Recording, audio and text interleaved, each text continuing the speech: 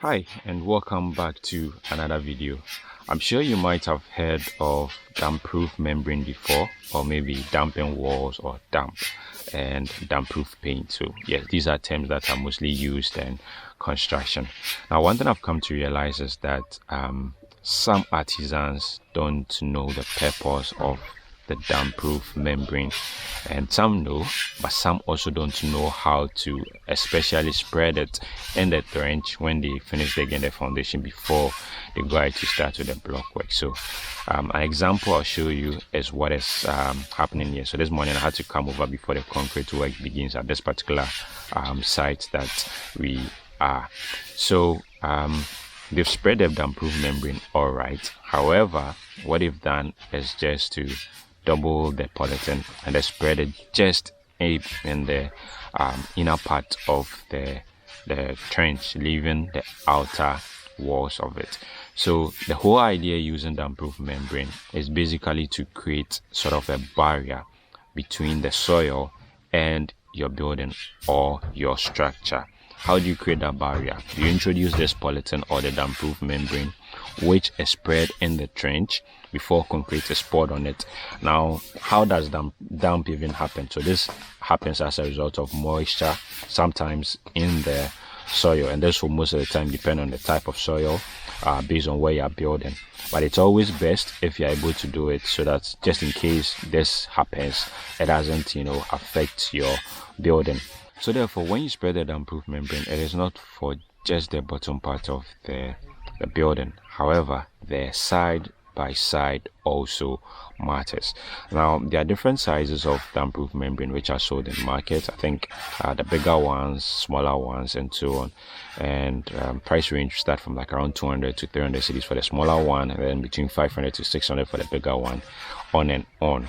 So therefore, when you bring that to the site and it's going to be spread in the trench, what you do is, because it is thick or it is big, you have to open it into two. Now this is going to be dependent on the size of the depth of your pit. So what is going to happen is you are spreading the damp-proof membrane to prevent the bottom part of the soil from having any direct contact to the concrete, as well as preventing the side from having any direct touch or direct access to the concrete, as well as the walls.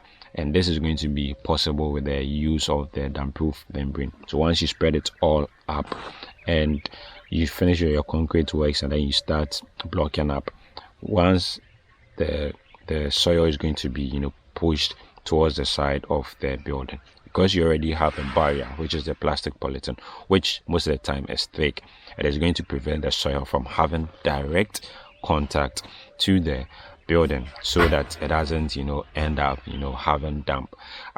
This is very important, a very important part of the foundation process, because a lot of people don't seem to know how to go about it or take it for granted, and eventually will have to spend huge sums of money to correct damping walls. Aside from using the damp-proof membrane in the trench, you also have to introduce the damp-proof membrane on top of your floor before the actual concrete comes on top. And this is basically also to create a barrier from the lower part of the building, that is the substructure, from the top part. So in case maybe after introducing the damp-proof membrane at the bottom part, there's still some chances of your walls getting damp, maybe not too much, but certain level of dampness, you have created a barrier, that is using the damp-proof membrane at the top part from the bottom part, so that the damp doesn't travel all the way up. Like I was saying, this happens as a result of moisture in the soil, which eventually introduces itself to the walls, and then it begins climbing up, going up, up, and up. Also, when your walls beginning to get damp, it doesn't only affect the outer part of the building, it eventually travels and gets into the inner part. And I've seen a lot of buildings with this example. Recently there was a place I visited, a very new building that had been constructed, that no one is even yet living in it, and all the walls were just damp. I'll see if I can find pictures and show it to you. So this is very important. Don't take it for granted. Try as much as possible to have it done properly or correctly before the foundation is covered with soil, or before laterite is even introduced in the inner part of it.